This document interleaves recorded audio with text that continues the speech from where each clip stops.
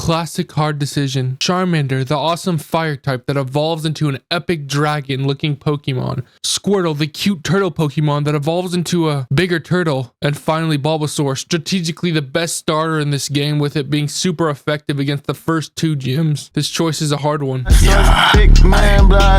Although my obvious bias, this game is probably top 3 with its starters. The only one I'm putting above it is Gen 3, and I have it like kind of tied with Gen 4. But this is just one of the many hard choices that come in the game, Pokémon Fire Red. I recently played this game for the first time, and I have to say I really enjoyed it. The game kind of like reignited my enjoyment for Pokemon that I've always liked Pokemon, but I haven't really been into it for the last couple of years. After finishing this game, I finally decided I'm gonna finish Arceus. I don't even know if it's worth it. People say that game is trash. And I also started Soul Silver. The game starts out with our main character Red, or whatever you put his name as, waking up on the day he's starting his Pokemon journey. He goes and meets Professor Oak, and you quickly find out that Professor Oak doesn't care at all about his grandson Blue, or Gary, or whatever you choose. And you choose a Pokemon that best suits you, and there starts the journey of the ages, where you become the strongest trainer of all time within a year at most. So there are some obvious flaws in this game's story, like the fact that this 11-year-old kid somehow becomes the strongest Pokemon trainer of all time, how an 11-year-old kid takes down a massive illegal crime organization, and how an 11-year-old kid can control a godlike being. But those are just some of the issues that come up in this game. So Red is canonically 11 in the game, and at least when I looked it up, that is the age that appeared, and that is an issue. Let's take a look at the gym leaders who are supposed to be the pinnacle of the Pokemon world before the Elite Four. First gym, Pewter City. Brock, the rock type gym leader. He is a 15-year-old who has been growing up in the mountains his whole life. He has had to go through hardship and the supposed death of his parents, considering the fact that he has to take care of his younger siblings. Second gym, Cerulean City. Misty, the water type gym leader. She's a 10-year-old kid that has grown up around water Pokemon her entire life, training with them and bonding with them. Third gym, Vermilion City. Lieutenant Surge, the electric type gym leader. He's a 34-year-old army lieutenant. He has fought in at least one war. He has used electric Pokemon the whole time, whether that was to power the planes he flew or to save others' lives. He also has canonic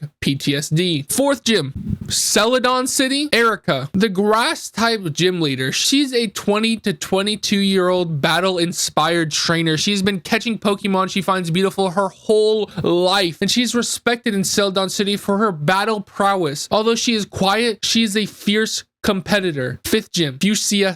Okay, I do not know how to say this. I don't know how to say the city. Koga, the poison type gym leader. Koga is a 40-some-year-old ninja. He has spent many years studying medicine and antidotes to make his own potions to heal his Pokemon, which I must mention we do not see in the game, but that's fine. Koga is such a fierce trainer that in the later generations, he becomes a part of the Elite Four. Sixth gym, Saffron City. Sabrina, the psychic type gym leader. She is a 21-year-old psychic. She practically is a Pokemon herself. She can communicate with her Pokemon telepathically. Her fame is so wide that trainers on different islands have heard of her. There used to be 2 gyms in this city she resides in, but she beat the other one so badly that they were forced to retire as a gym and turned into a fighting dojo. She also has the ability to see into the future, and the first time that Red beats her is the first time she has ever lost. 7th gym, Cinnabar Island. Blaine, the fire type gym leader. He is a 58-year-old man who has the title, the hot-headed quiz master. He once got lost in a cold mountain and Moltres sought him out to lead him out of the mountain. The legendary Pokemon Moltres. 8th gym, Viridian City. Giovanni, the ground type gym leader. He is a 34-year-old mob boss who runs the most powerful gang slash mob in the entire region. He has held people against their will. He has stolen Pokemon. We can only assume he has also killed a few people. Now that I've introduced every gym leader to you, let me explain why this is an issue. Now, let's start off with Brock. He has gone through so much and lived with his Pokemon his whole life, which is something that all these gym leaders have in common. Yet Red, who has never had a Pokemon, is able to beat him after having a Pokemon for a few days? It simply makes no sense. Brock has had 4 more years of life and probably 10 more years of training time, and Red still won. Next, Misty. Misty's the only one you can make a case for it being okay that Red wins, but not really, because of the fact that Misty has been surrounded surrounded by water Pokemon her whole life. If Red had as many years as her with Pokemon before he turned 10, he would have already level 100s across the board. Lieutenant Surge, simply put, there's no real universe where Red would beat this man. He should have at least level 70 to 80 Pokemon, but no, he has weak Pokemon who can lose to one Onix. Lieutenant Surge has gone through so much with his Pokemon. They should be so much stronger than they are. Just think of Ash Ketchum. Every time they go through something, they get stronger. This guy has gone through war. He's gone through other things probably. And this means he should have a higher level Pokemon. He should have higher strength Pokemon. Erica is probably the most normal person on this whole list, but here comes the same issue with her spending much longer with Pokemon.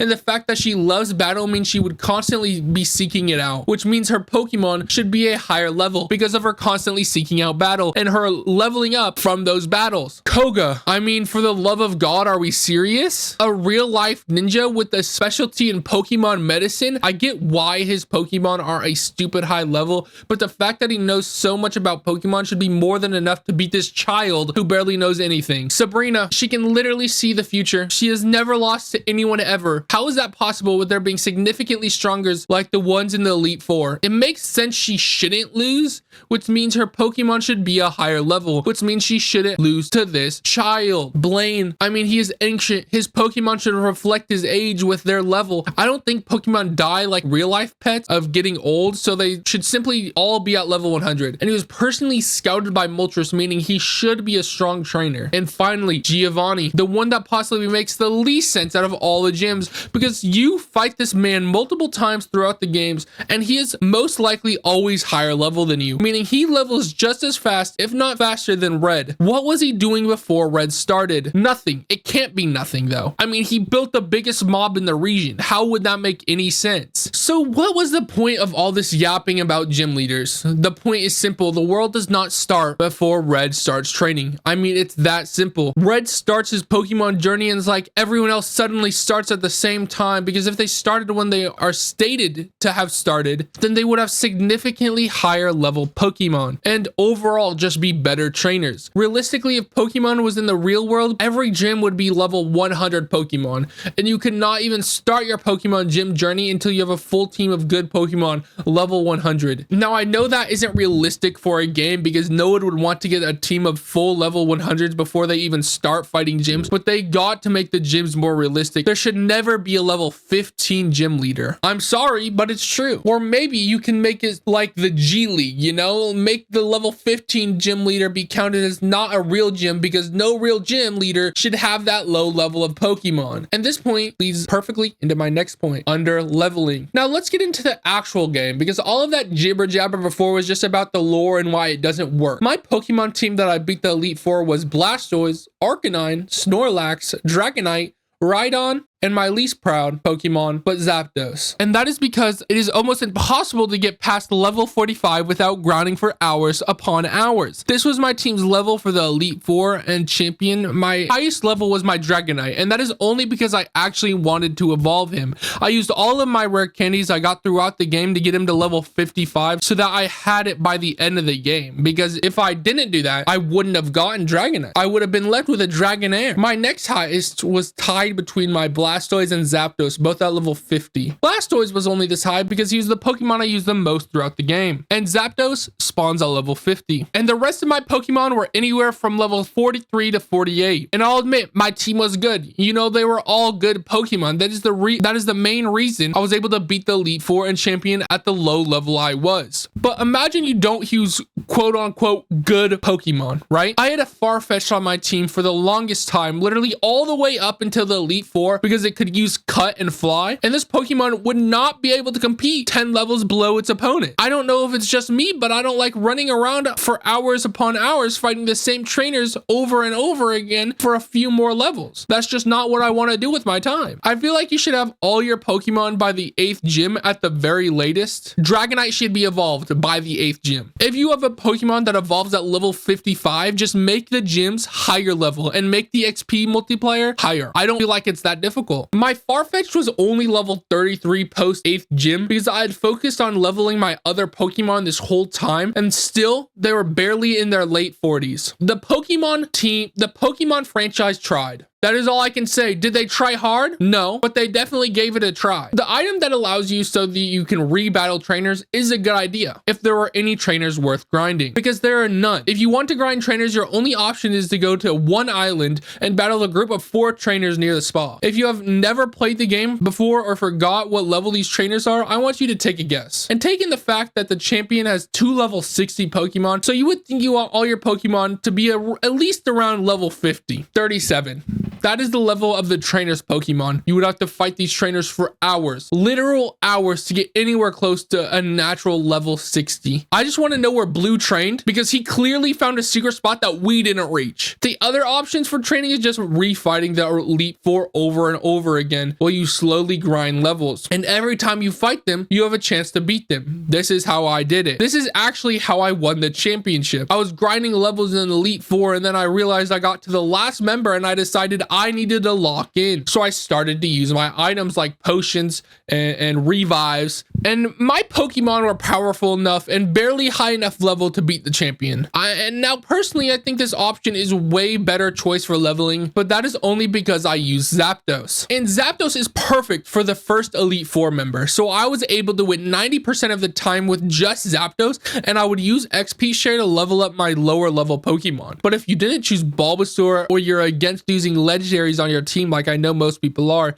then what are your options here? Raichu, Jolteon, maybe Magneton? There are no real grass types in the game that are really strong enough to fight a higher level trainer. I mean, maybe they are, I just haven't used them enough. But even if they are, the only options you have to choose from strong enough ones are Vileplume and Executor if you did not choose Venusaur. So for this strategy, you have 7 Pokemon to choose from, which isn't that bad saying out loud. But when you minus 1 if you didn't want to choose Bulbasaur, and then minus another if you don't want to use Zapdos, and you could even minus 1 more because you only get 1 Eevee, so there's a 66% chance you evolved it into something other than Jolteon. So that leaves you with 4 choices of a Pokemon you need to have on your team, and at a rather high level so that it is effective against the first Elite Four member. That is an issue. There needs to be a better way to level up. First, we have Team Rocket. Now, Team Rocket, the idea is a good idea. I mean, that's why they have kept the same idea in every game post that, with all the different teams / criminal organizations. But Team Rocket in this game, the only cool fights with the Team Rocket member is Giovanni. Every other fight consists of a Rattata, Raticate, Ekans, Zubat, Arbok, Grimer, or Muck. And that is about 95% of every Team Rocket member's Pokemon. The percentage is probably higher than that, but I don't have the time nor the drive to do the actual math. I get that they are supposed to be the bad guys, but why are they limited to such weak, useless Pokemon? It makes fighting them such a drag. All the different Team Rocket hideout spots throughout the game were my least favorite parts about it, because it was just repetitive battles over and over again so you can level up your Pokemon a few times before the next gym. I mean, at least they're letting you level up, but for the love of God, could it have been any more interesting? I just don't see why they can't give Team Rocket members normal teams. Is it laziness? Because if they have a set of only 7 Pokemon that a Team Rocket member can have, then it makes it way easier to make teams for all of them. But if it is laziness, then that is another issue. This is a multiple billion-dollar company. They can pay a few people to make teams for Team Rocket. But besides laziness, I can't see a reasonable reason to why they wouldn't just make more interesting teams for the Team Rocket members. Story. This is not a serious issue because I'm not necessarily playing Pokemon for a story, but I would like a good one nonetheless. And there just wasn't much of a story besides bad guy wants to do bad stuff, so I have to stop him,